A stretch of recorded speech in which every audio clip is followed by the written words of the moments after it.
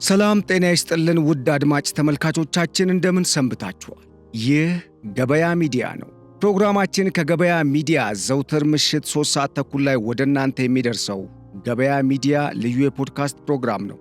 በዛሬው የገበያ ሚዲያ ልዩ የፖድካስት ፕሮግራም እንደተለመደው ከኢትዮጵያ ብሔራዊ ጥቅም ጋር የተሳሰሩ ወሳኝ መረጃዎችን ይዘናል። በተለይም እነኚህ መረጃዎች ከሀገር ውስጥ ጉዳይና በተለይም ከኢትዮጵያ ቀጠናዊ ብሔራዊ ጥቅም ጋር በእጅጉ የተሳሰሩ ናቸው። ቀዳሚ ያደረግነው መረጃም በአሜሪካ ኤምባሲ ጀነራል ጻድቃን አቶ ጌታቸው ረዳን ጨምሮ በቅርቡ ኢትዮጵያን የጎበኙት የአሜሪካው በአፍሪካ የአፍሪኮም ኮማንደር ጀነራል የሆኑት ዳግቪን አንደርሰን ተሳትፈውበታል የተባለው ይህ ውይይት በኢትዮጵያ የአሜሪካን ኤምባሲ ውስጥ ነው የተካሄደው የተባለው። እዚህ ውይይት ላይ የተለያዩ ምክረ ሐሳቦች እንደዚሁም ቀጠናውን በአጠቃላይ የሚዳስሱ የምስራቅ አፍሪካ ቀጠና ስጋትና የስጋቱ ምንጭ ምንድናቸው በሚል ሌሎች ተመራማሪዎች፣ የፖለቲካል ኢኮኖሚ አናሊስቶች እንደዚሁም ደግሞ በጉዳዩ ላይ ከዚህ ቀደምም ሲሰሩ የነበሩ ጥልቅ እውቀት ያላቸው ሰዎችም ተሳትፎበታል የተባለው የሐሰን ሼክ መንግስት መላው ሶማሊያን እያተራመሰ ነው የሚል አጀንዳ ተነስቷል። እንዲሁም የኢሳያስ አፈወርቂና የሻዕቢያ መንግስት አሁናዊ ቁመናን በሚመለከት አፈትልከው የወጡ ወይም ሊክ ያደረጉ እንግዲህ የመረጃ ምንጮችን የጠቀሱ መረጃዎች እንዳመላከቱት በሶማሊያ ውስጥ ያለው ሁኔታ የበለጠ እየተባባሰ እንዲሄድ እያደረገ ያለው ራሱ የሐሰን ሼክ መንግስት ወይም የሶማሊያ ፌዴራል መንግስትን የሚዘውረው ሰው የሚመራው ቡድን ነው የሚል ነገር ተነስቷል። በሌላ በኩል የሻዕቢያ ወቅታዊ አቋም በቀጣይ ኤርትራን አደጋ ውስጥ የሚጥልና የኤርትራ ህልውና አደጋ ላይ እንደሆነ የተመላከተበት ትንተና የቀረበበት ነው። እነኚህን መረጃዎች በስፋት እናቀርብላችኋለን። እንደዚሁም በኢትዮጵያና በሱዳን እንደዚሁም በኤርትራ ድንበር በተለይም በሰሜን ምዕራብ የኢትዮጵያና ሱዳን እንደዚሁም ኤርትራ የሚዋሰኑበት ድንበር አካባቢ ማለትም በወልቃይት ውጥረት መንገሱ ተነግሯል። ለመሆኑ ይሄ የወልቃይት የሰሞኑ ውጥረት ምን ተከስቶ ነው የመጣው? በስፋት የምናየው ጉዳይ ነው። እንደዚሁም የኢትዮጵያ የውጭ ጉዳይ ሚኒስተርና ላውረንስ ፍሪማን የተሰኙ የአሜሪካ ዜግነት ያላቸው ወይም አሜሪካዊው ፖለቲካል ኢኮኖሚ አናሊስት ግብፅ ላወጣችው መግለጫ ወይም በውጭ ጉዳይ ሚኒስተሯ በኩል ከትላንት በስቲያ ለሰጠችው ዛቻ አዘል መግለጫ አስማሚ የሚባል ወይም በቂ የሆነ ተመጣጣኝ የሆነ ምላሽ መስጠቱ ተነግሯል። ይህንንም በመግለጫ ጭምር አስታውቋል። ስለዚህ ጉዳይ በስፋት እናያለን። እነኚህ 3 ጉዳዮች በዋናነት የዛሬው የገበያ ፖድካስት ልዩ ፕሮግራም ዋና ማጠንጠኛዎች ናቸው። እንደዚሁም ከዚህም በተጨማሪ ሆርን ሪቪው የማህደር ነሲቡን ጽሑፍ ዋቢ በማድረግ በኤርትራ ተተኪ የፖለቲካ ኃይል ባለመኖሩ የኤርትራ ቀጣይ ሁኔታ በእጅጉ አሳሳቢ እየሆነ መምጣቱንና በቀጣይም የኤርትራ ሁኔታ አደጋ ላይ እንደሆነ ወይም የህልውና ጉዳይ ጥያቄ ውስጥ እንደወደቀ የሚያሳይ ጽሑፍ እንግዲህ አጋርቷል። ይህንንም ጽሑፍ አንድ ላይ በማከል ወደ አሰብ ዙሪያ የኤርትራ የጦር ጀልባዎች ስምሪት አድርገዋል። እነኚህ ነገሮች እንዴት ይታያሉ? ምን አይነት መልእክት ለማስተላለፍ ተፈልጎ ነው? ጀልባዎቹ በተለይ ትንንሽ የጀልባ ወደ 5-6 የሚሆኑ ጀልባዎችን ወደዛ አካባቢ ለማሰማራት ተሞክሮ ታይቷል። እነኚህ እንቅስቃሴዎች ምን አይነት አንድምታን ያላቸው፣ ምን አይነት መልእክት ለማስተላለፍ ነው የሚለውን ጉዳይ አንድ ላይ አጣምረን የምናይ ነው የሚሆነው። ቆይታችሁ ከኛ ጋር ያማረ እንዲሆን እየተመኘን ለቻናላችን አዲስ የሆናችሁ ቻናሉን ሰብስክራይብ፣ ፕሮግራማችንን ደግሞ ላይክ እና ሼር እያደረጋችሁ እንደዚሁ እንደተለመደው ሐሳብ በመስጠት አስተያየትን በማከል እንደዚሁ አዳዲስ መረጃዎችንም ለኛ በመስጠት እንዲሁም በቀጥታ ስርጭቱም ላይ ይሄ የገበያ ፖድካስት ልዩ ፕሮግራም የኢትዮጵያን ሕዝብና የኢትዮጵያን ብሔራዊ ጥቅም የተመለከተ አጀንዳን ብቻ ፎከስ አድርጎ የሚተላለፍ ፕሮግራም ነው።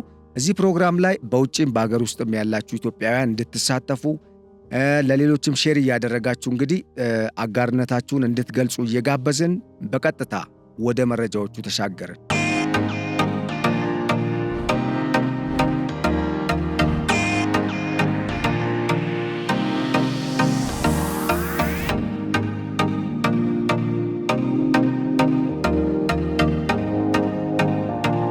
እንግዲህ የግብፅ የውጭ ጉዳይ ሚኒስተር ከሰሞኑ ከትላንት በስቲያ አንድ አነጋጋሪ ሐሳብን ሰንዝረዋል። አነጋጋሪ ብቻ አይደለም፣ በነገራችን ላይ ዛቻ የተሞላበት ኢትዮጵያን ማስጠንቀቅን ማዕከል ያደረገ ወይም ደግሞ ታሳቢ ያደረገ መልእክቱ በአጠቃላይ በቀጣይ ኢትዮጵያ ላይ የሆነ እርምጃ ልትወስድ እንደሆነ አይነት በማስመሰል ለማስደንገጥም የተፈለገ አይነት ቃላትን በመጠቀም ማስጠንቀቂያ አስተላልፈዋል። የግብፁ የውጭ ጉዳይ ሚኒስተር ባድር አብዱለቲ ከቢቢሲ ፎከስ ኦን አፍሪካ ጋር በነበራቸው ቆይታ ከኢትዮጵያ ጋር ለመወያየት ዝግጁ አይደለንም። ኢትዮጵያ የአንድ ወገን አካሄድ ነው የምትሄደው። ኢትዮጵያ የምትሄድበት አካሄድ በግብፅም ሆነ በሱዳን ወይም በታችኛዎቹ የናይል ተፋሰስ ሀገራት እውቅና አላገኘም፣ አልተሰጠውም። እውቅና የምንሰጠው አካሄድ አይደለም። ይልቁንም የእኛን የውሃ ደህንነታችንን የሚጻረር አደጋ ላይ የሚጥል ነው ሲሉ በዓለም አቀፍ ሕግ መሠረት ግብፅ አስፈላጊውን የውሃ ደህንነቷን ለማስጠበቅ የሚያስችል እርምጃን ትወስዳለች ሲሉ ከኢትዮጵያ ጋር ከዚህ በኋላ ውይይት፣ ድርድርም አያስፈልግም። ጉዳዩን አንዴ ሁለት መልእክት ነው ያዘለው። በነገራችን ላይ መግለጫው በአንድ በኩል ወደ ዓለም አቀፉ ፍርድ ቤት ይዤ እሄዳለሁ የሚል ነው። በሌላ በኩል ደግሞ አስፈላጊውን ወይም ደግሞ በዓለም አቀፍ ሕግ ላይ በመመስረት የግብፅን የውሃ ደህንነት ማስጠበቅ የሚያስችል እርምጃን እንደምትወስድ ያስታወቁበት ንግግርን ነው እንግዲህ የተናገሩት። ይሄ መግለጫ ነው። ይህንን መግለጫ እንግዲህ በበርካታ መልኩ ማየት ይቻላል።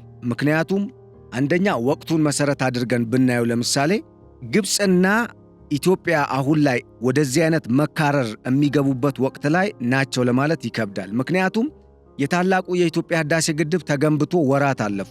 ወራት ብቻ አይደሉም፣ 14 ዓመት የፈጀው ግድብ በጣም በርካታ መስዋዕትነት ተከፍሎ በብዙ ጥረት ኢትዮጵያውያን ከዳር እስከ ዳር በውጭም በአገር ውስጥ ያሉ ኢትዮጵያውያን ተባብረው ከባንዳዎች በስተቀር እንግዲህ ገንብተውታል። ግድቡን ለማፍረስ ከተባበሩ ትውልደ ኢትዮጵያውያን ሆነው ባንዳዎች ከሆኑት በቀር ማለት ነው። መላው ኢትዮጵያ ህዝብ ከነኚህ ጸረ ሰላም ከሆኑ ኃይሎች ውጪ በደንብ ተባብሯል። ይሄ ጉዳይ መነሳትም ካለበትና ከኢትዮጵያ ጋር በዚህ ደረጃ አደጋ የምትጥልብን ትሆናለች ወይም አደጋ ጥላብናለች ብለው ስጋት ያላቸው ከሆነ ያኔ ግድቡ ገና ሊሰራ ሲል ነበር ይህን ጥያቄ ማንሳት ያለባቸው። ወይም ደግሞ ግድቡ 14 ዓመት ሲፈጅ በ14 ዓመት ውስጥ የተለያዩ የሽብር ቡድኖችን ወይም ሽብርተኞችን ወደ ኢትዮጵያ በተለያዩ አቅጣጫዎች በማስገባት ወይም በመላክ ኢትዮጵያ ላይ ጫና ከመፍጠር ይልቅ ግብፅ ማድረግ የነበረባት ከኢትዮጵያ ጋር ፊት ለፊት የሁለቱንም ሀገራት የሁለቱንም ብቻ አይደለም የናይል ተፋሰስ አገራትን የጋራ ጥቅም ማዕከል ያደረገ ስምምነትን ማድረግ፣ ገንቢ ውይይትን አድርጎ የጋራ መግባባትን መፍጠር የሚቻልበትን ሁኔታ ማመቻቸት ነበር የግብፅ ሮል መሆን የነበረበት። በተጨማሪ ግብፅ እጎዳለሁ ምድረ በዳን የተሸከምኩት ብላ የምታስብ አገር ከሆነች ደግሞ አገራቱ በስምምነት ለግብፅ የተጨማሪ ውሃ የምትጠቀምበትን ሁኔታ በጣም በስፔሻል ወይም በልዩ መልኩ እንዲፈቅዱላት ጥያቄ ማቅረብ ነው የነበረባት፣ ወይም የዲፕሎማሲ ሥራ መስራት ነበረባት። ይሄንን ነው እኔ ሰጀስት ማድረገው። ነገር ግን ግብፅ ይሄንን ከማድረግ ይልቅ አንዳንዴ ከዚህም በላይ ኢትዮጵያ አቅም ቢኖራት ግብፅ ላይ እርምጃ ብትወስድ ብዬ እፈልጋለሁ ወይም እመኛለሁ። ለምንድን ነው ይሄን ያልኩት? የግብፅ መንግሥት ወትሮውንም ከመጀመሪያው ንቀት ስላለበት አንድ ጊዜ ምን አሉ? ምስራቅ አፍሪካ ቀጠናን እንደፈለግን እናተራምሰዋለን ብለዋል አልሲሲ። ራሳቸው የውጭ ጉዳይ ሚኒስተሩ ባድር አብዱለቲም ተመሳሳይ ንግግር ተናግረዋል። አንደኛ ምስራቅ አፍሪካ ቀበሌዎች አይደሉም፣ አገራት ናቸው። በእርግጥ ያው ኢትዮጵያን በዚህ ደረጃ በውስጥ በራሷ ልጆች እርስ በርስ እያባላች ግብፅ ቻሌንጅ ማድረግ ከቻለች እነ ሶማሊያን እነ ጅቡቲን ምን ልታደርግ እንደምትችል ያው ይታወቃል። ይሁንና ግን ቢያንስ እነኚህ በምስራቅ አፍሪካ ያሉ አገራት ኢትዮጵያን ጨምሮ አገራት ናቸው። በአፍሪካ ህብረትም በዓለም አቀፉ የተባበሩት መንግስታት ድርጅት ቻርተርም ሪኮግናይዝ የተደረጉ ዕውቅና የተሰጣቸው አገራት ናቸው። ከዚህ በላይ ደግሞ ከግብፅም በላይ ለአፍሪካ ለመላው በዓለማችን ላለው የጥቁር ህዝብ ነፃነት ተምሳሌት የሆነን ዋጋ ከፍላ ራሷን ከባርነት ነፃ ያወጣች ወይም የጠበቀች፣ ነፃ ማውጣት ብቻ ሳይሆን የጠበቀች፣ ያልተገዛች ቅኝ ገዢ ኃይል ቁጥጥር ስር ውስጥ ያልዋለች ኢትዮጵያ የምትባል ታላቅ አገር እንዳለች መርሳት የለባቸውም ነበር።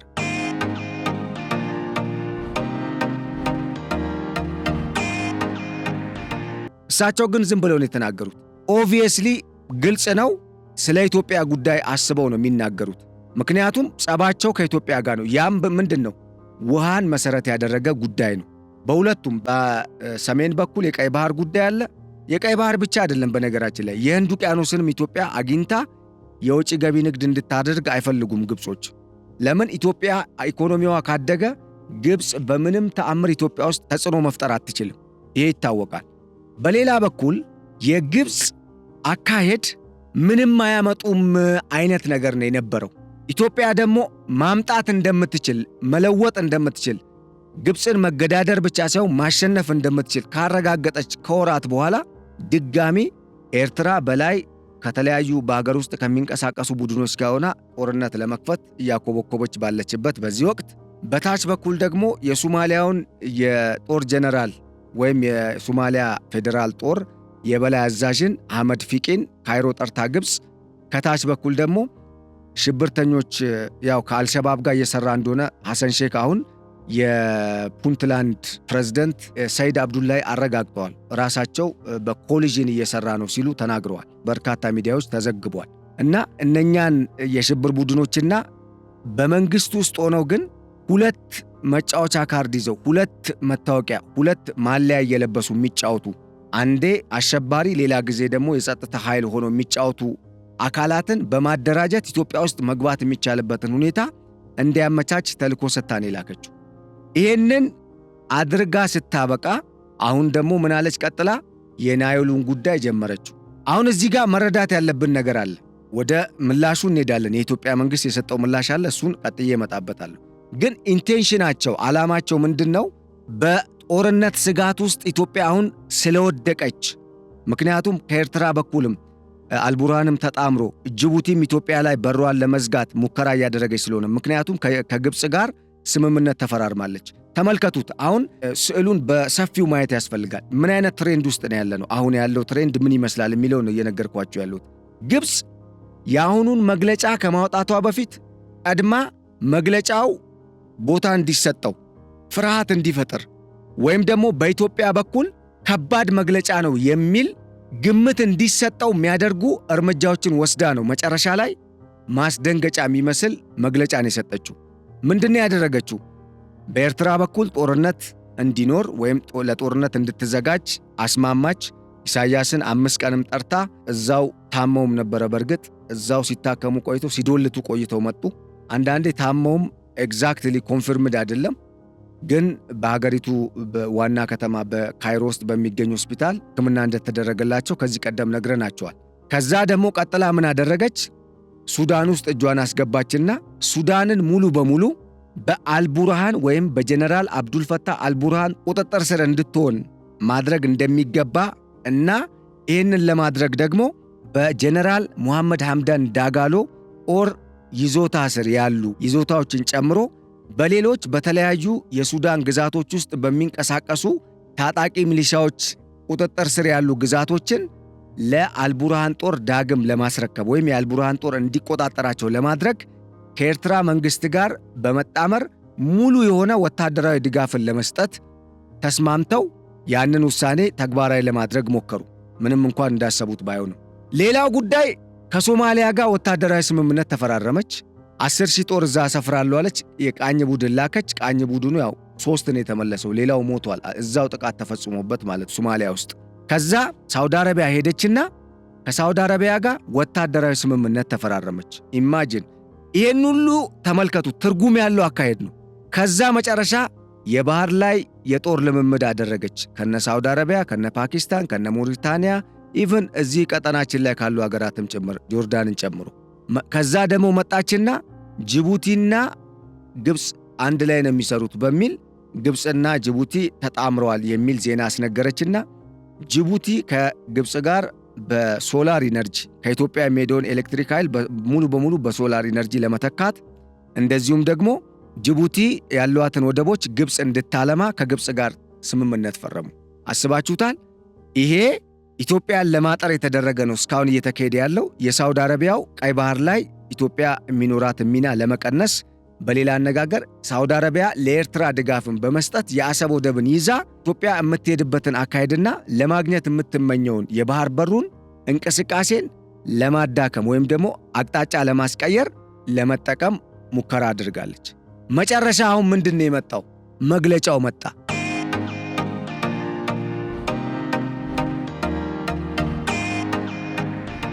ቢኮዝ ለምንድን ነው የተባለው? መግለጫው ከመምጣቱ በፊት ድጋሚ ሶማሊያ ገብታ የሶማሊያውን የጦር አዛዥ ካይሮ ጠርታ ስዶልት ከዋለችና አቅጣጫ ሰጥታ ተልኮ ሰጥታ ከሸኘች በኋላ ጅቡቲ ገብታ ድጋሜ አሁን ላይ የጅቡቲ መንግስት ከኢትዮጵያ ጋር ስላለው ግንኙነት በሚመለከት ጭቃ ለመቀባት ጥላሸት ለመቀባት ሙከራ እያደረገች ነው የምትገኘው።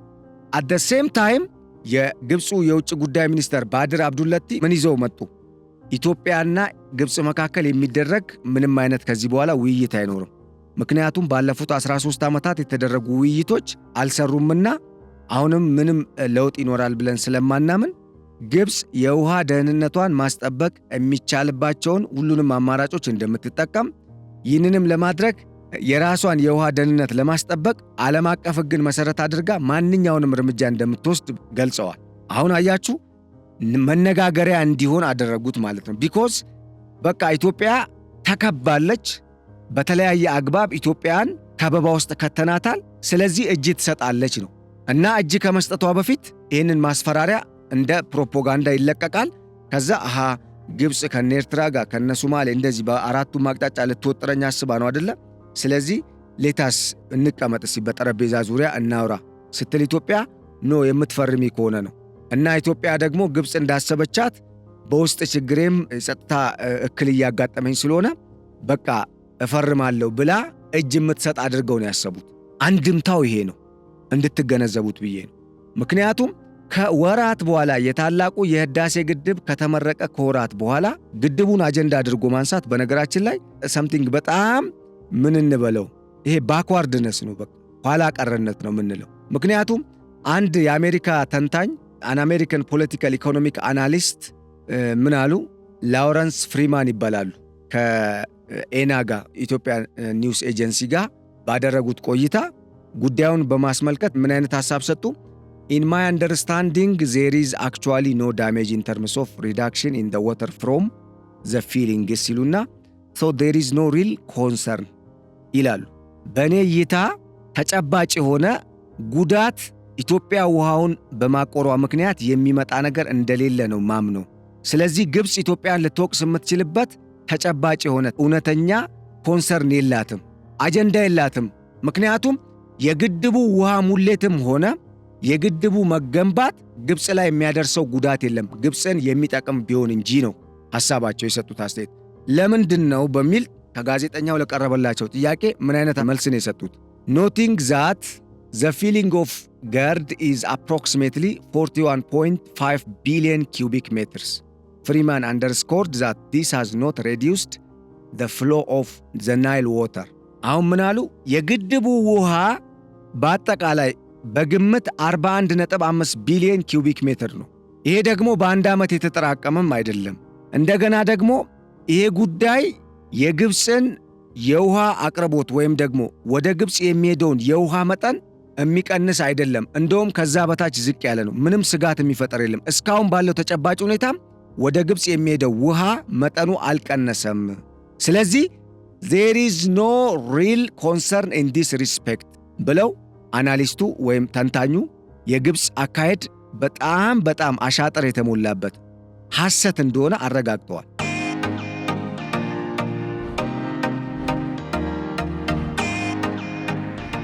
እዚህ ጋር የምንገነዘበው ነገር ምንድነው?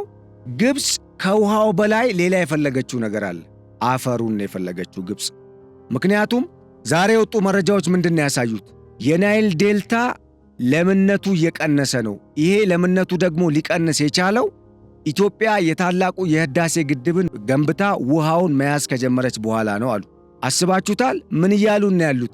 ውሃው ይዞ የሚመጣው አፈር ስለቀረ የመሬታችን ለምነት ቀንሷል። ስለዚህ አፈሩን ግዴታ የግድ እንሰጣለን ማለት ነው በእነሱ አስተሳሰብ። አያችሁ፣ ይህን ያህል ራስ ወዳድ በጣም ሰልፊሽ አገር መሆኗን የምትረዱት በዚህ ነው። አንድም ምክንያቱም እስኪ ባጭሩ 10 የሚጠጉ የናይል ተፋሰስ አገራት አሉ። በናይል ተፋሰስ ውስጥ ያሉ አገራት አሉ 10 የሚጠጉ ግብፅን ጨምሮ። አንዱንም አገር ማዕከል ያደረገ ወይም ደግሞ ኢቭን አጠገቧ ያለችውን ወዳጄ የምትላትን ሱዳንን፣ በእርግጥ ግብፅ የሱዳን ወዳጅ ሆና አታውቅም። በበርካታ ማስረጃዎች ማረጋገጥ ይቻላል። የሱዳን ቅኝ ገዢ ነች። እንደውም እንግሊዝ ሱዳንን ቅኝ ግዛት ውስጥ ስታውል ወይም በእጇ ስታስገባ አንዷ ተባባሪ የነበረችው ግብፅ ነች። በኋላ ላይም ወደ መጨረሻው አካባቢ አንግሎ ኢጂፕሽያን ኮንዶሚኒየም ሩል የሚባል አለ። ሁለቱ የግብፅና የእንግሊዝ መንግስት በጋራ ሆነው ሱዳንን በቅኝ ግዛት ውስጥ መርተዋታል ማለት ነው።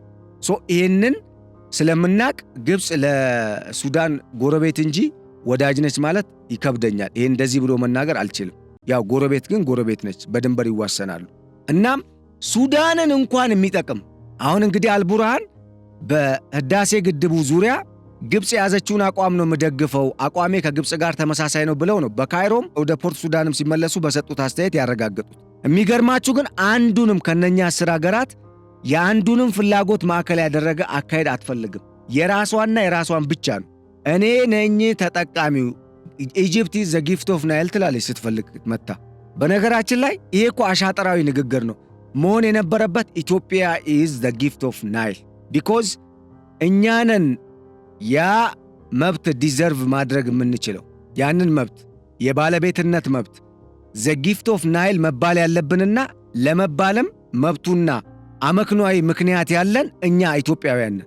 ምክንያቱም 80% የሚሆነው በጣም ለም የሆነ ወርቅን ጨምሮ በርካታ ማዕድናትን የያዘውን ውሃ ለግብፅም ለሱዳንም ለሜዲትራንያን ባህርም ቀጥሎ ያው በዚህ በኩል ደግሞ በሲናይ አልፎ እስራኤል ድረስ እንዲሄድ እየተደረገ ነው። ያንን እስራኤል ድረስ የሚሄደውን ውሃ የምንለግሰው ኢትዮጵያውያን ነን ከአምላክ ቸሮታ ያው በተሰጠን ጸጋ መሰረት ማለት ነው። እንግዲህ እዚህ ጋር መረዳት ያለባችሁ ነገር ምንድን ነው?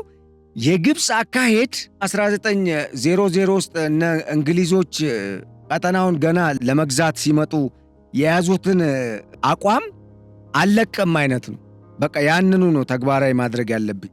ኢማጂን እንግዲህ አስቡት፣ ኢትዮጵያ ከራሷ እየወጣ ውሃው እንደገና ደግሞ የኢትዮጵያ 60 እና 70% የሚሆነው አርሶ አደሩ በገጠራማው የኢትዮጵያ ግዛቶች ውስጥ የሚኖረው ህዝብ በመብራት እጦት እየተቸገረ ያለ መብራት ያለ ኃይል በድህነት እየማቀቀ እየኖረ ባለበት ወቅት ወይም ባለበት በዚህ ወቅት ላይ የኢትዮጵያ ገበሬ ነው የኢትዮጵያ ዜጋ ነው አይመለከተኝም፣ እኔ የናይል ስጦታ ነኝ፣ የናይል መብትም የናይል ውሃም የናይል አፈርም ወይም ናይል የሚባለው ውሃ እንደ ኮንሰፕትም አክቹዋል በሆነ ደግሞ በተግባርም ደረጃ እኔን ብቻ ነው የሚመለከተው እያለችን ያለች።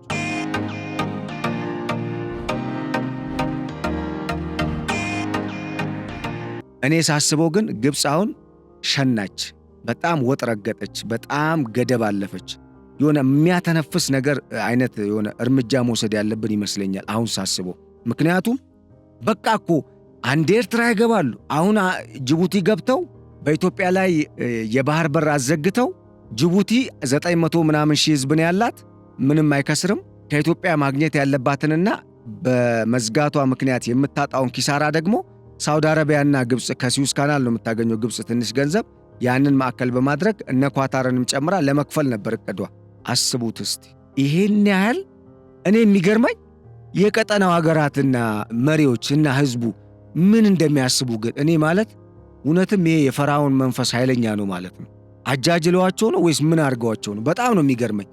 ሁል ጊዜም ግብፅ ይዛ የምትመጣውን አጀንዳ ይቀበላሉ። ሁል ጊዜ አንድ ጠብታ፣ አንድ ቀለስ፣ አንድ ጠብታ የኒኬል አንድ ኒኬል፣ አንድ ኩባያ ውሃ ግብፅ አሰጣቸውም የሚጠጡትን።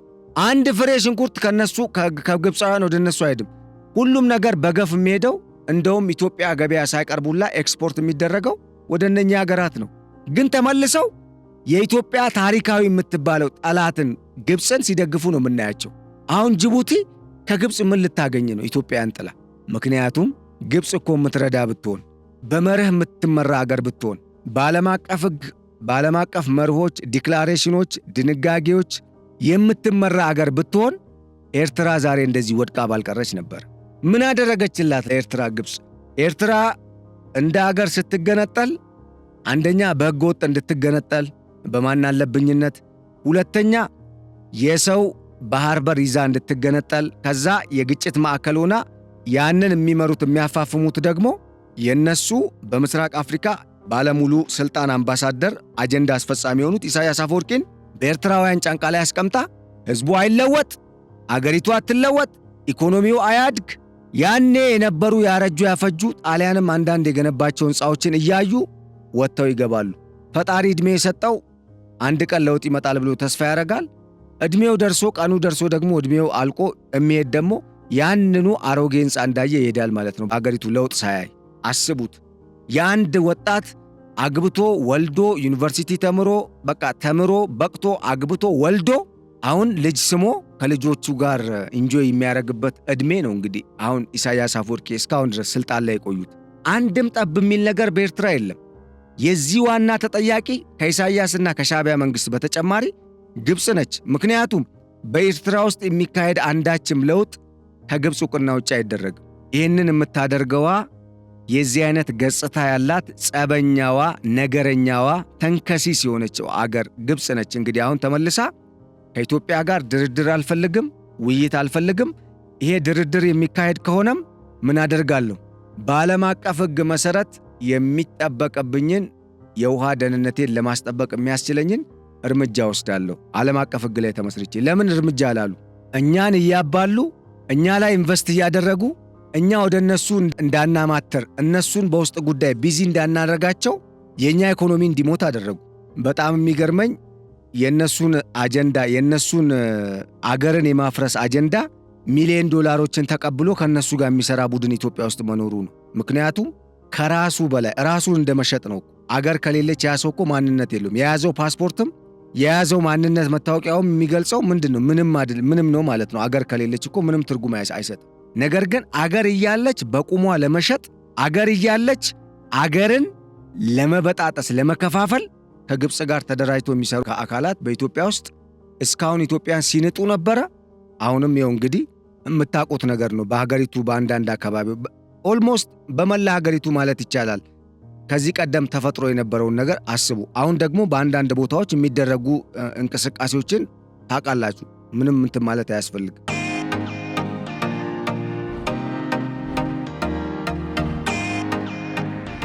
ምንድን ነው ግን የዓላማው? በእርግጥ ለኢትዮጵያ እያሰብን ነው? በተለይ ለኢትዮጵያ እድገትና የወደፊት የቀጣይ የስኬት ጉዞ መሰረት የሚጥል መደላደልን የሚፈጠር ቀይ ምንጣፍ የሚያነጥፍ ሥራ ነው እየሠራን ያለ ነው? ኖ ዌይ። የሚገርመኝ ይህንንም አድርጋ ደግሞ ስታበቃ መግለጫ ይዛ መታ እኔም እገባበታለሁ ትለናለች። እዚህ ጋር እኮ በተዘዋዋሪ እንዳለች እኮ እናውቃለን። ራሷ እንደምትዘውረው እኮ እናውቃለን ጠላትን። ግን ተመልሳ ደግሞ እኔም ተዋናይ ነኝ ትለናለች። እና የውጭ ጉዳይ ሚኒስተሩ የባደር አብዱለቲ መግለጫም ይህንን የሚያሳይ ነው። ምንድን ነው ልትወስድ የምታስበው? እናያለን። ያኔ ኢትዮጵያ እጇን አጣጥፋ ስትቀመጥ እስኪ እናያለን። እሱ ችግር የለውም። ነገር ግን ቢያንስ በጋራ ጥቅም ላይ የተመሠረተ ግንኙነት እናድርግ ተብሎ እኮ ለአገርም ለሕዝብም ክብር ባለው መልኩ መግለጫ ይወጣል። አንደኛ ባለፉት 13 ዓመታት እና 14 ዓመታት ውይይት ሲደረግ መድረክ ረግጣ የምትወጣው ስብሰባ ረግጣ የምትወጣው እኮ ግብፅ ነች። የግብፅ ተወካዮች ናቸው፣ የኢትዮጵያ ተወካዮች አይደሉም። ምክንያቱም ፍትሐዊ ነዋ። የኢትዮጵያ ጥያቄ እኮ በጋራ እንጠቀም ነው። ማንም ሰይጣን እምቢ አይልም። ማንም የዓለም አቀፍ ተቋም የትኛውም አገር አደራዳሪ መንግሥት ይህንን ጉዳይ በጸጋ የሚቀበለው ነው። በቃ አብራችሁ ልሙ። ምክንያቱም አንድ ወገን ብቻ ይልማ ብሎ ሊወስን አይችልም። አንፌር መሆን ብቻ ሳይሆን እንዴት ብለው ነው ግብፅ ትጠቀም ኢትዮጵያ ተይ ሊሉ የሚችሉት? አይችሉም። ስለዚህ ይቀርባሉ፣ ስብሰባ ላይ የኢትዮጵያ መንግሥት የልዑክ ቡድኖች ይቀርባሉ፣ ወይም የኢትዮጵያ ተወካዮች ይቀርባሉ፣ የግብፅ ተወካዮች ይቀርባሉ። ጥያቄ ይነሳል፣ መልስ ይሰጣል። ኢትዮጵያ ደግሞ አቋሟን ትገልጻለች። ሳይጨርሱ ተናደው ረግጠው ይወጣሉ ስብሰባ። ልክ እንደተበደሉ ለማሳየት ነው። ሾ ነው በነገራችን ላይ። ኢትዮጵያ ይህንን በሂደት ተረዳች፣ ጸጥ አለቻቸው። ይፈንድቁ እንደፈለጋቸው፣ ይጮው ይንጫጩ እንደፈለጋቸው አለቻቸው። እንግዲህ በዚህ ምክንያት ነው እየነገርኳቸው ያለሁት። የግብፅ መንግሥት ኢትዮጵያን እጅ ካላሰጠውና አሁን የደረሰችበት የዲፕሎማሲ ደረጃን ወደኋላ መመለስ ካልቻልኩኝ ኢትዮጵያ ልታመልጠኝ ስለሆነ በሉ ቶሎ በሉ፣ ሰርገኛ መጣ በርበሬ ቀንጥሱ ነው የነሱ አካሄድ። አሁን ኢትዮጵያ ከተደራጀች ጦር ኃይሏን፣ አየር ኃይሏን፣ ምድር ኃይሏን፣ ባህር ኃይልንም ጭምር አደራጅታ እንቅስቃሴ ማድረግ ከጀመረች በርካታ የዓለም ሀገራት ኢትዮጵያን ያቀረበችውን የባህር በር ጥያቄን ከደገፉ በኋላ ነገሮችን ለማበላሸት ሙከራ ለማድረግ ትሞክራለች ግብፅ። ምክንያቱም የአሜሪካ መንግሥት ኢትዮጵያና ግብፅን ለማደራደር ሞክሮ ግብፅ በወቅቱ የነበራት ተስፋ ምንድን ነው? የአሜሪካው ፕሬዝደንት ዶናልድ ትራምፕ ያሰጡኛል በቀጥታ አይነት ነበር። እናም እኚህ የውጭ ጉዳይ ሚኒስተር የዚህ አይነት ሐሳብ ሲያቀርቡ ወረናችኋል ወይ ከበናችኋል እጅ ስጡ እንደማለት ነው። ማለት በቃ በጦርነት ስጋት ውስጥ ወድቃችኋል፣ ስለዚህ በቃ ጦርነት ሊከፈትብን ይችላል፣ ግብፅ አምርራለች፣ ስለዚህ እጅ እንስጥ ብለን እንምንሰጋ። እኛ ሲጀመር ደንባራ አይደለን፣ ደንባራ ግብፅ ነች በብዙ ማሳያ። እስራኤል በየጊዜው የምታስደነብረው ግብፅን እንጂ እኮ ማንንም አይደለም በዛ ቀጠና። የውጭ ጉዳይ ሚኒስተር በድር አብዱለቲ አሁን ለሰጡት መግለጫ ምላሽ ሳይሰጥ በቀጥታ እኚህ አናሊስት አሜሪካዊ የፖለቲካል ኢኮኖሚ ተንታኝ ናቸው፣ ጉዳዮች ተንታኝ ናቸው፣ ላውረንስ ፍሪማን ምን አሉ? ዜርፎር አሉ። ስለዚህም አሉ ቀደም ሲል የነገርኳችሁን አመክንዮ አስቀመጡና they should sit down and get that discussion rather than being involved in this antagonistic ultimatum and get stuck in the old mode of historical rights. Let's think about how the 10 nations in the Nile Basin can be developed together. ምን አሉ? ስለዚህ ግብፅ ከሌሎቹ የናይል ተፋሰስ ሀገራት ጋር ኢትዮጵያን ጨምሮ በተለይ ከኢትዮጵያ ጋር መጀመሪያ ምን አሉ? ተቀምጠው መወያየት አለባቸው። ወደዚህ ወደ መቃቃር፣ ወደ ጠላትነት ወደሚወስድ ዛቻ አይነት ሪቶሪክ ውስጥ ከመግባት ይልቅ ወይም ውዝግብ ውስጥ ከመግባት ይልቅ ቁጭ ብለው መነጋገር አለባቸው። ይሄ የዱሮ ያረጀ ሂስቶሪካል ራይትስ ወይም ታሪካዊ መብቴ ነው የምትለውን አጀንዳ ትታ ግብፅ ከኢትዮጵያ ጋር ቁጭ ብላ መወያየት አለባት አሉና እስኪ እናስበው 10ሩን የናይል ተፋሰስ ሀገራት እንመልከት። በጋራ መልማት እኮ ይችላሉ ነው ያሉ። በቃ እንደዚህ አይነት አይዲያ ነው የሚያስፈልገው። በጣም የሚገርመኝ ነገር እኚሁ አናሊስት ምን አሉ? ግብፅ ናይል ላይ ያላት መብት ከአምላክ ነው የተሰጠኝ ብላ መታመን ሀገር ነች።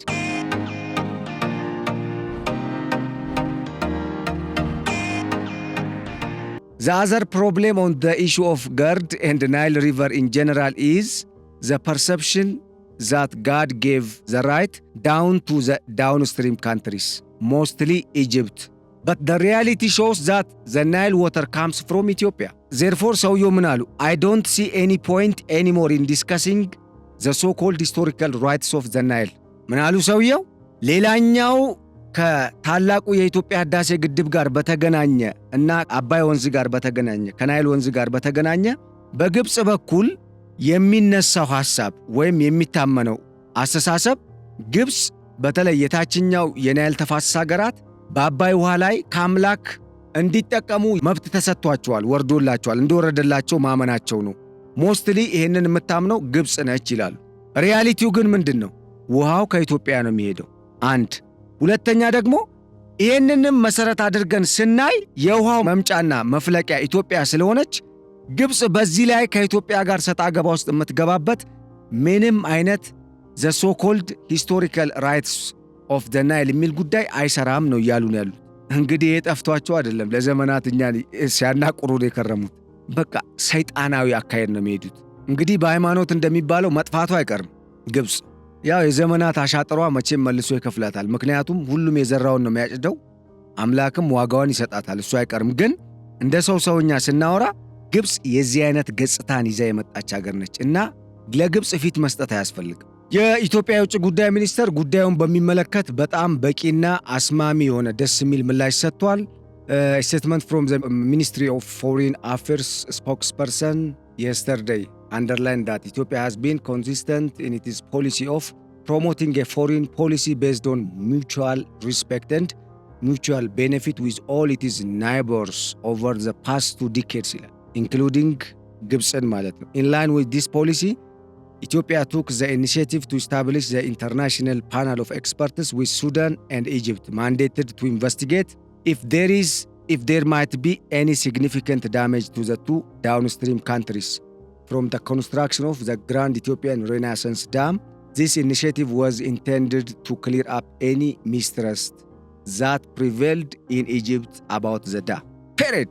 የኢትዮጵያ መንግስት ባለፉት 2 አስርት ዓመታት በቀጠናው ካሉ አገራት ጋር በጋራ መከባበርና ጥቅም ላይ የተመሰረተ የጋራ እድገትን መሰረት ያደረገ ማዕከል ያደረገ አካሄድን ሲሄድ እንደነበረ እንደዚሁም ደግሞ የግድቡንም ጉዳይ በሚመለከት ዓለም አቀፍ ፓናል ኦፍ ኤክስፐርት ቡድንን በማቋቋም የግብፅም የሱዳንም የኢትዮጵያም ወኪሎች ያሉበት የግድቡን ሁኔታና በተለይ ግድቡ መገንባቱ የዳውንስትሪም ካንትሪስ የታችኛው የናይል ተፋሰስ ሀገራትን ይጎዳል አይጎዳም በሚለው ዙሪያ ጥናት እንዲካሄድ በማድረግ ኢኒሺዬሽኑን ወስዳ ሰርታለች። ከዚህ በተጨማሪ ምንም አይነት መጠራጠር በግብፅም በሱዳንም በኩል ግድቡን በሚመለከት እንዳይኖር ጥናት ተደርጎ ማረጋገጫ ተገኝቷል። ይህን ሁሉ ያደረገው የኢትዮጵያ መንግስት ሰላምን ስለሚፈልግና በቀጠናው ካሉ ጎረቤት ሀገራት ጋር በጋራ መልማትን ዓላማ ያደረገ የውጭ ግንኙነት ፖሊሲና የቀጠናውን እድገት በጋራ መተባበር ላይ ማዕከል እንዲሆን ያደረገ ወይም ታሳቢ ያደረገ የልማት እቅድ ስላለው ነው እያለን ያለው።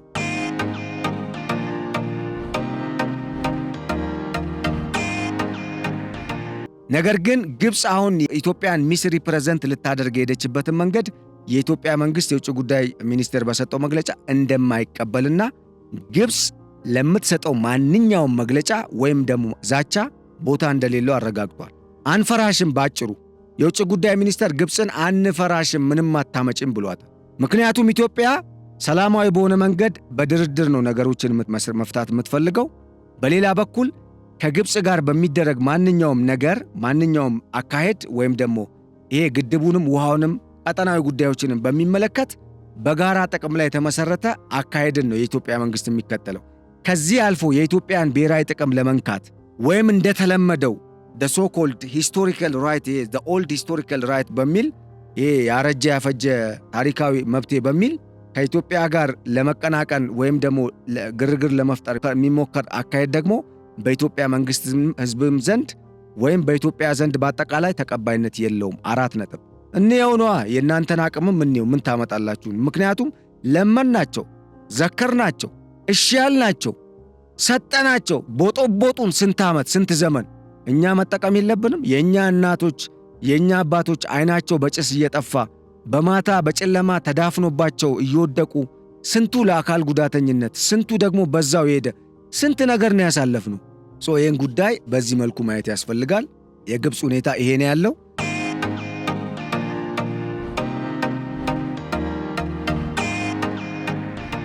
ወደ መጨረሻው ሁለቱ አጀንዳዎቼ ሲሄድ አጠር አድርጌ ነው የምገልጸው። በወልቃይት አርሚ 7 የተባለው በሱዳን የከተመው የህወሓት ቡድን ኮማንዶና ሌላ ልዩ ኃይልን አሰልጥኖ አስመርቋል ተብሏል። ይህንንም ተከትሎ የተከዜ ዘብ ጦር በሚል እንግዲህ ወልቃይትን እየጠበቀ የሚገኘው በኮሎኔል ደመቀ ዘውዱ የሚመራው ቡድን ወይም ደግሞ የአካባቢው አስተዳደር ጦሩን በተጠንቀቅ እንዲቆም ትዕዛዝ በመስጠት አሁን ላይ በወልቃይት አካባቢ በተለይ በኢትዮ ኤርትራና ሱዳን ድንበር አካባቢ ሙሉ በሙሉ ውጥረት እንደተፈጠረ የወጣ መረጃ አለ። የኮሎኔል ደመቀ ዘውዱ ጦር ዝግጁነቱን አረጋግጧል። የፌዴራል መንግስቱም በዚህ ጉዳይ ላይ ትኩረት ሰጥቶ እየሰራ እንደሆነ ተነግሯል። ይሁንና ግን ኢሳያስ አፈወርቂ ወደ ሱዳን ባደረጉት የሰሞኑ የ2 ቀን ጉብኝታቸው የዚህን ጦር አዛዥም በድብቅ እንግዲህ በመልእክተኛው አማካኝነት ሳያገኙ እንዳልቀሩ ተነግሯል። ይሄ መረጃ ግን እንዲወጣ አልተደረገም። ለምን እንደሆነ ያው ይታወቃል። ምክንያቱም ኤርትራ ይህንን አናገረች የሚባል ፕሬዝደንቱ አናገሩ ከተባለ በኤርትራ ላይ ሊደርስ የሚችለውን የዲፕሎማሲ ጫናና ውድቀት ስለሚታወቅ በሚስጥር ከቡድኑ አመራሮች ጋርም ተነጋግረው እንደተመለሱና አቅጣጫም እንደሰጡ ነው የተነገረው። በአሁኑ ሰዓት ትግራይን የጦርነት ማዕከል ለማድረግ እየሰሩ ያሉት ፕሬዝደንት ኢሳያስ አፈወርቂ ጦርነቱ የሚደረግ ከሆነ ወደ ድንበራቸው እንዳይመጣ በአማራ ክልልና በኢትዮጵያ ትግራይ ክልል ውስጥ እንዲካሄድ በርካታ ጥረትን እያደረጉ እንደሆነም የወጣ መረጃ አለ። ይህንን እንግዲህ በዚህ መልኩ መረዳት ያስፈልጋል። በቀጣይ ምን አይነት ሁኔታ ሊፈጠር ይችላል? መረጃው አብረን የምናየው ነው የሚሆነው የሚል ነው ድምዳሜው። ምክንያቱም እስካሁን ያለው ፕሮግረስ ወይም ደግሞ ዴቨሎፕመንት ወይም ከጉዳዩ ጋር የተያዘው ክስተት ይሄ ብቻ እንደሆነ ነው የገለጸው። የተለያዩ እንቅስቃሴዎች ግን እየተደረጉ እንደሆነና ወደ ወልቃይት ጥሶ ለመግባትም የሚደረግ እንደዚሁም ከወልቃይት ወደ ወልቃይት እንዳይገባ ደግሞ የመመከትና ጥቃትን ለመሰንዘር ዝግጅት እንዳለ የሚያሳይ መረጃ ነው እንግዲህ ያለው። ሌላኛው የኢትዮጵያ ኢንጂነሪንግ ኢንዱስትሪ ግሩፕ ከቻይናው ሂድራ ወይም ሃይትራ ኩባንያ የተለያዩ የረጅም ርቀት የመገናኛ ሬዲዮ አምርቶ ለገበያ ማቅረቡን አሰምቷል ወይም ገልጿል። ይሄ እንግዲህ የለገዳዲ ኤሌክትሮኒክስ ኢንጂነሪንግ ኢንዱስትሪ የረጅም መካከለኛና የአጭር ርቀት የሚሸፍኑ የመገናኛ ሬዲዮችን አምርቶ ለገበያ ማቅረቡን ያስታወቀው። ይሄ በጣም ባይዘው በጣም ትልቅ እድገት ነው። በጣም ትልቅ እድገት። ሬዲዮ ቀላል ነገር አይደለም። የመገናኛ ሬዲዮ ለጸጥታ ጉዳይ የሚውል ሬዲዮ በጣም ትልቅ እድገት ነው። በቀጣይ ኢትዮጵያ ልክ ከዚህ ቀደም $15 ሚሊዮን ተፈራርማ ለሩዋንዳ ድሮን ለመሸጥ እንደተስማማችሁ ሁላ ይህንን ሬዲዮንም በቀጠናው ላሉ ለተለያዩ መንግስታትም የጸጥታ አካላትም ማለት በተለያዩ አገራት ላሉ የጸጥታ ተቋማት እንግዲህ በመሸጥ ገቢዋን የምታሳድግ እንደሚሆን ይጠበቃል ተብሏል። ይሄ ትልቅ እድገት ነው። ከዚህም በተጨማሪ ይሄ አዲሱ በቻይና ኩባንያና በኢትዮጵያ የመከላከያ ኢንዱስትሪ ኢንጂነሪንግ ግሩፕ አማካኝነት የተሰራውና ለገበያ የቀረበው ሬዲዮ ወይም የመገናኛ ሬዲዮ በኢትዮ ኤርትራና ኢትዮ ሱዳን ድንበር አካባቢ ያለውን ውጥረትም ለመቀነስ ጥርት ያለ ጃም ሳይደረግ ሳይጠለፍ ወይም ደግሞ በጣም ባነሰ ስጋት ጥራት ያለው መረጃን ለመለዋወጥም ጥቅም ላይ ሊውል እንደሚችል ተነግሯል። ይህም ደስ የሚል ኢትዮጵያ እያደገች መሆኗን የሚያሳይ ነው።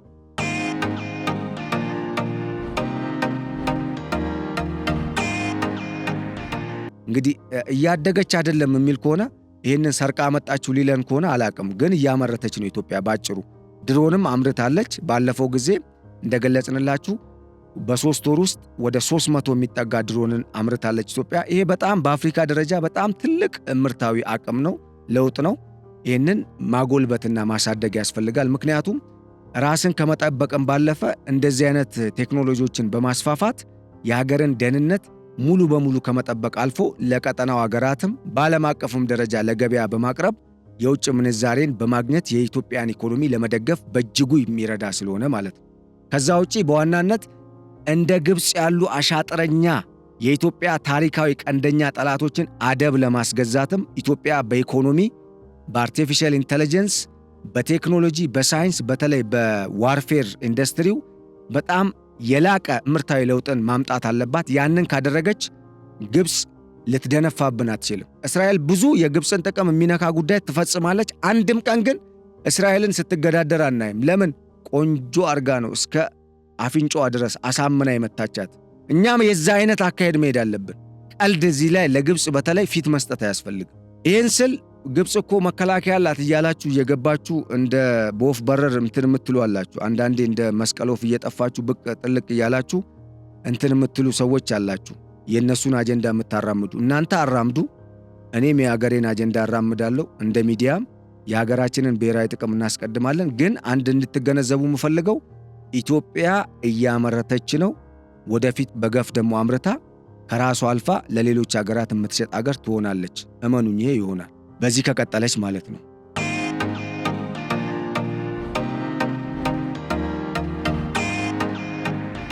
እሺ፣ ሌላው የመጨረሻ መረጃ ጀነራል ጻድቃንና አቶ ጌታቸው ረዳም ተሳተፉበት የተባለው በአሜሪካ ኤምባሲ የተደረገ ስብሰባ 7 ዋና ዋና አንኳር ጉዳዮች ላይ በቅርቡ ኢትዮጵያን የጎበኙትን የአሜሪካው ጀነራል ዳግቪን አንደርሰን የተገኙበትና በኢትዮጵያ የአሜሪካ ኤምባሲ አምባሳደር ኤርቪን ማሲንጋ እንግዲህ ያሉበት ስብሰባ ተካሂዷል ተብሏል። የምስራቅ አፍሪካ ቀጠናዊ ስጋትና የስጋቱ ምንጭ ምንድነው በሚል በተደረገው በዚህ ውይይት የኢሳያስ አፈወርቂ እና የሻዕቢያ መንግስት ወቅታዊ ሁኔታ ተፈትሾ ኤርትራ ፌልድ ስቴት መሆኗ ተመላክቷል። ፌልድ ስቴት ብቻ ሳይሆን በቀጣይ የሚረከብ ትውልድ የምታጣ አገር እንዳትሆን በጣም ከፍተኛ ስጋት እንዳለና የቀጣዩ የኤርትራ ሁኔታ አስጊ እንደሆነ፣ በዚህም ምክንያት ቀጠናው ላይ ትርምስ እንዳይፈጠር ኢትዮጵያና የአሜሪካ መንግስት በጋራ በጥምረት በቀጣይ ስለሚኖረው ሁኔታ በተለይ ከነ ብርጌድ ንሓመዱና ሌሎች የሲቪል የዲሞክራሲ እንቅስቃሴን ከሚያደርጉ አካላት ጋር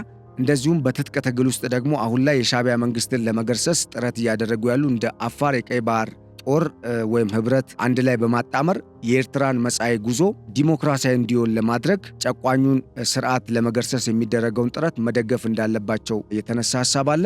ሐሰን ሼክ መላው ሶማሊያን የሚያውክ ተግባርን እየፈጸሙ ነው፣ የሶማሊያን የማዕከላዊ መንግስት ስልጣን ይዘው በሚል አሜሪካ በቀጣይ በሶማሊያ ላይ በተለይ በፕሬዝዳንት ሐሰን ሼክ መሐሙድ መንግስት ላይ እርምጃ ልትወስድ እንደምትችል ተመላክቷል። ሌላው የግብፅ መንግስት በቀጠናው ላይ እየተከተለ ያለውንና እያራመደ ያለውን ፖሊሲና እያደረገ ያለውን ጸባጫሪ አሸባሪነት ተግባር በሚገባ በመፈተሽ የአሜሪካ መንግስት እንግዲህ አቋም እንደያዘበትና ይሄም የግብፅና የአሜሪካ መንግስትን እንዳጋጨ ተነግሯል።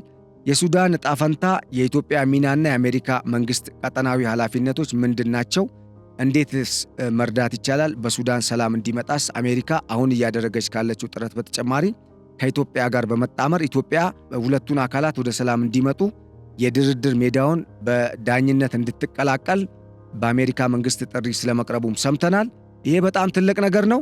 የሱዳን ዕጣ ፈንታ በዚህ መልኩ ታይቷል። የኢትዮጵያ ወቅታዊ ውስጣዊ ሁኔታ በተለይ በኦሮሚያ በአማራና በትግራይ ክልሎች ያሉ የጸጥታ ሁኔታዎችን በሚመለከት ውይይት ተደርጎ የውስጥ ጉዳይ በተለይ የውስጥ የጸጥታ ሁኔታ ከኢትዮጵያ መንግስት በላይ እንዳልሆነ ተገምግሟል። ከመንግስት አቅም በላይ አይደለም። ይሁንና ግን ጸባጫሪዎቹ መሳሪያ የሚያስተላልፉት ሀገር ውስጥ ያለውን ውዝግብ የበለጠ ለማጦዝ ጥቅማቸውን ለሌላ ሀገራት አሳልፈው በመስጠት ከሌላ ሀገር ሬሽን የሚሰፈርላቸው ቀለብ የሚሰፈርላቸው ደሞዝ የሚቆረጥላቸው መንግስታት የሚመሯቸው አገራት የሚያደርጓቸው የጸባጫሪነት ተግባራትን እንዲያቆሙ በዋናነት ኤርትራም፣ ግብፅም፣ ሱዳን ውስጥ ያሉ እንደ አልቡርሃን ያሉ ኃይሎችም ከዚህ ድርጊታቸው እንዲቆጠቡ የሚል ነገር አቅጣጫ ተቀምጧል። በመጨረሻ የአሜሪካ መንግስት ኃላፊነትና ለቀጠናው ሰላም የሚያደርገውን አስተዋጽኦ በሚመለከት ውይይት ተደርጎ አቅጣጫ ስለመቀመጡ ነው የተነገረው። እዚህ ላይ ሆርን ሪቪውም ባጋራው መረጃ ላይ ተመስርተን አንድ ቁም ነገር ለመናገር ያው የግድ ይላል ይመስለኛል መረጃው። ምክንያቱም ምንድነው በቀጠናው ላይ የአንዱ አገር ሰላም መሆን ብቻ ለሌላው አገር እንግዲህ ዋስትና አይሆንም። ምክንያቱም ሁሉም አገራት በህብረት ነው ደህንነታቸውን፣ ሰላማቸውን መጠበቅ ያለባቸው። አሁን ባለው ሁኔታ ግብፅና ኤርትራ ኢትዮጵያንም ሱዳንንም ለማተራመስ እየጣሩ ባለበት በዚህ ወቅት ሰላም ይመጣል ብሎ ማሰብ ሞኝነት ነው። ነገር ግን በግልባጭ ደግሞ ሲታሰብ እነኛ ሀገራት ለምንድነው በተለይ ኤርትራ ለምንድነው ጸባጫሪ ተግባር ላይ ብቻ ሁሌ የሚሰማራው? መሳሪያ በማስተላለፍ ወታደር አሰልጥኖ በመሸጥ ወይም በማከራየት ገቢ የሚያገኘው የሻዕቢያ መንግስት ምንድነው ሁልጊዜ ወደ ጸባጫሪነት ተግባር የሚወስደው ከተባለ አመሰራረቱ ከትግል ከጸብ በግጭት የመጣ ነው። ተጨማሪ ደግሞ ግጭት ከሌለ መቀጠል አይችልም። ለምን? ዲሞክራሲያዊ ባህሪ ስለሌለው በህዝብ የሚመራ ወይም ደግሞ የህዝብን ፍላጎት ማዕከል ያደረገ አስተዳደር ስለሌለ ኤርትራ ውስጥ አምባገነኑ ኢሳያስ የሚቆዩት ግዴታ ጦርነት ሲኖር ነው። ይሄንን በስፋት በመፈተሽ አቋም መያያዙና ሞሳድና ሲአይኤ ከዚህ ቀደም ጥናት አድርገው በተለይ የሻዕቢያ መንግስት ከሁቲ አማጺዎችና ከሌሎች ዓለም አቀፍና ቀጠናዊ አሸባሪ ቡድኖች ጋር በጋራ እየሰራ መሆኑን በማረጋገጥ የአሜሪካ መንግስት በኤርትራ ላይ አዲስ አቋም እንዲይዝና የተለየ እርምጃ ለመውሰድ ጥረት እንዲያደርግ በር ከፍቶለታል ተብሏል። የመጀመሪያው እርምጃ ኤርትራውያንን ከአሜሪካ ማባረር ነው። የዜግነት ጉዳያቸው አጠቃላይ የግሪን ካርድ የማግኘቱን ጉዳይ በሚመለከት ጉዳያቸው በፕሮሰስ ላይ ያሉ ዜጎች ጉዳይ እንዲቆም ፕሬዝዳንት ዶናልድ ትራምፕ ቀጥተኛ ትዕዛዝ መስጠታቸው ተነግሯል። ይሄ ደግሞ ለኤርትራ መንግስት ኢኮኖሚ በጣም ከፍተኛ ጉዳት አለው። ለምን?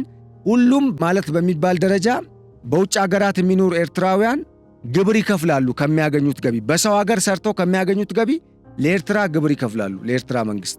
ካልሆነ ቤተሰቦቻቸውን ያስጨንቅባቸዋል የሻዕቢያ መንግስት።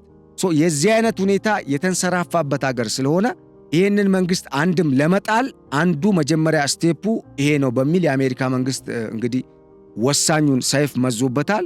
በቀጣይ ምን ሊፈጠር ይችላል? ይህስ ውይይት አቅጣጫ የተሰጠው ቅድሚያ ምንን እንድንሰራ ነው የሚለውን ጉዳይ ተከታትለን እንግዲህ መረጃውን ልናደርሳችሁ እንሞክራለን። ለማንኛውም ለዛሬ በኢትዮጵያ ጥቅምና አጠቃላይ ቀጠናዊ አህጉራዊና ዓለም አቀፋዊ ጥቅም ዙሪያ ይህንን አልናችሁ። በቀጣይ በሌሎች ርዕሰ ጉዳዮች ዳግም ወደ እናንተ እስክንመለስ ለዕለቱ ያዘጋጀንላችሁ የገበያ ሚዲያ ልዩ የፖድካስት ፕሮግራም የሰማችሁትን ይመስል ነበር። ስለተከታተላችሁንና ስለ አብሮነታችሁ እጅግ አድርገን በማመስገን ተሰናበትናችሁ። ቸር ሰንብቱልን። ሰላም።